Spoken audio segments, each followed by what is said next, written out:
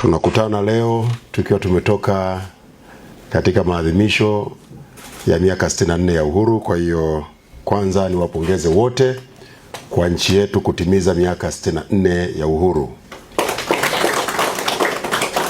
Hongereni sana. Lakini muhimu zaidi niwapongeze kwa jana nchi yetu kuvuka ikiwa shwari kwa amani kabisa na tumebaki salama. Huu ni ushindi wa Watanzania wote na ni jambo muhimu kwetu sisi na mustakabali wa nchi yetu.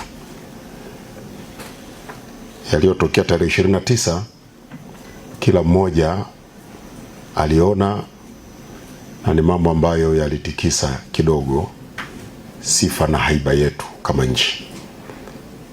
Kwa hivyo waliokuwa wanahamasisha yatokee tena tarehe 9 na wito ambao serikali iliutoa na Watanzania wameupokea na wakautii ni jambo kubwa na muhimu, na kwa kweli nina kila sababu nikiwa msemaji mkuu wa serikali kuwashukuru na kuwapongeza sana Watanzania kwa kusimamia maslahi ya taifa, kwa kulinda nchi yao na kwa kuisikiliza serikali yao.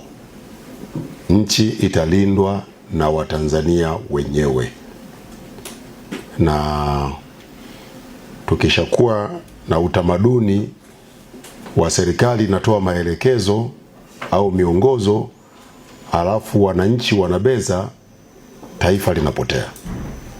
Kwa hivyo tulichokionyesha jana kama Watanzania ni kitu kikubwa, kitu muhimu sana, na tumeendelea kuidhihirishia dunia kwamba Tanzania ni nchi tulivu, ni kisiwa cha amani. Lakini pia tunashukuru pia vyombo vyetu vyote vya ulinzi na usalama kwa kazi kubwa viliofanya.